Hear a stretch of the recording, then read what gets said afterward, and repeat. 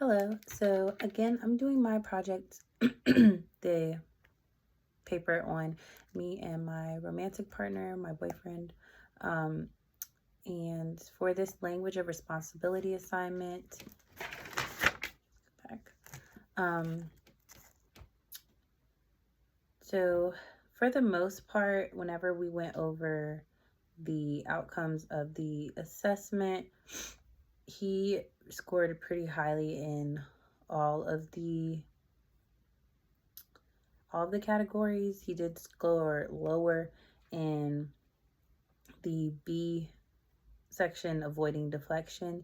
I scored a little bit lower than him, but overall pretty high um, in all of the assessments as well. And I scored lower in the D category, which was reduced you blame. And what I wasn't really surprised by my my results personally, just because for the most part I do and I have been actually working on just my responsible language and like taking responsibility in the way that I do convey that with my language.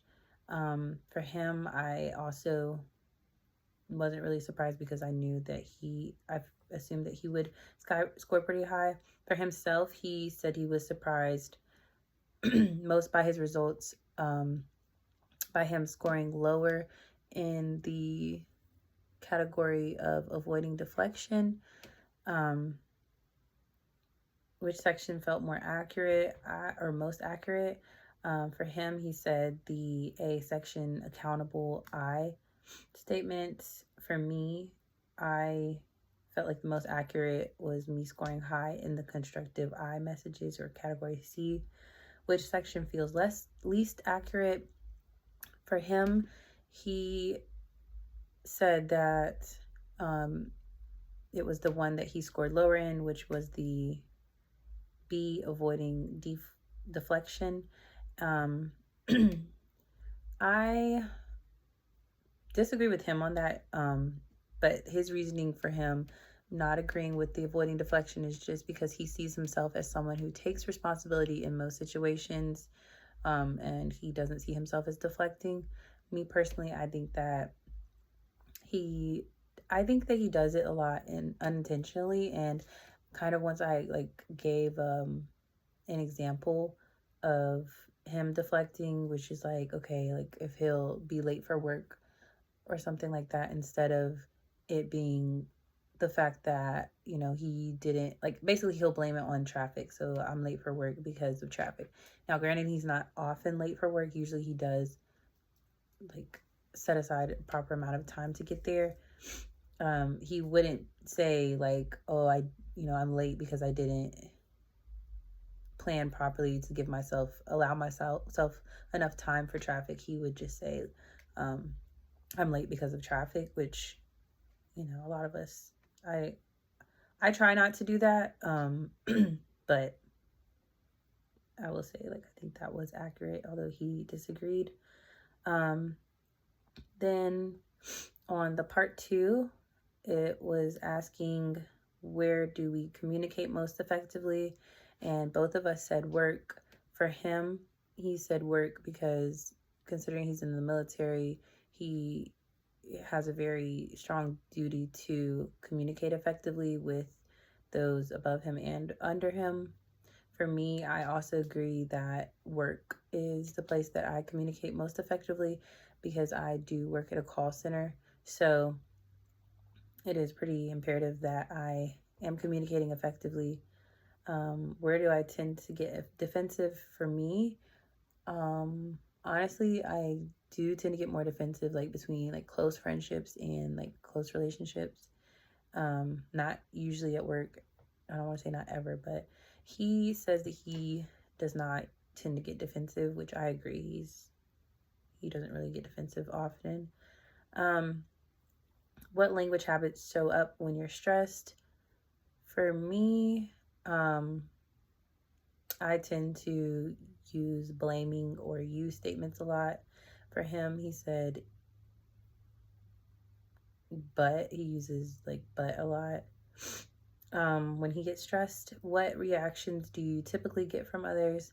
For him, he said a good understanding and not a lot of defensiveness. For me, I I had said that usually I also get a good understanding or positive reaction from my communication habits. So on to part 3. um, I'm not really sure what to say on that part. So I'll just go to part 4. So whenever we practice the real life scenarios, um, he described a small annoyance with me being that, and this had recently happened to where we had like gotten to an argument, well, not really an argument, a disagreement over the phone. And I tend to shut down sometimes whenever we do get into arguments. So like he'll say certain things and I will literally just kind of pause or be silent. Not, I wouldn't say it's really shutting down. It's just more of like me taking time to process things. But I have not really clear with communicating like, hey, I'm taking a moment. So I would literally just be quiet. And so he had already said to me that that was like a pet peeve of his. So he brought that up in this part of the assignment where he said that, so basically a small annoyance that he described was just me being quiet whenever he says something that either is negative or like I disagree with. And I responded saying that, so I understand that when I get quiet after you say something I don't like, it feels frustrating to you. And I want to take responsibility for that. When I shut down, it's usually because I'm feeling overwhelmed or I'm trying to calmly respond and take time to do that. So I will work on saying things like I need a moment to process my feelings or my response instead of just being quiet. And honestly, like I feel like that just in that scenario, it was very helpful because one, we were able to get down to like the root of the problem and actually come up with a good way to fix it instead of like it just continuing. And then on the deeper reflection aspect, it says, what language habits do you use that might create defensiveness? For me personally, I know that it's the fact that I usually say you statements a lot. Like when I'm upset, I'll literally be like, you're making me mad, you did this, you, instead of saying, and I really like this assignment because it made me realize how that can create such defensiveness instead of me saying things like, I get upset when whatever, and I actually take responsibility for my feelings and knowing that, nobody can make me mad. Like I can be mad because of someone's actions, I guess, but like that person isn't forcing me to choose the emotion of being upset or angry.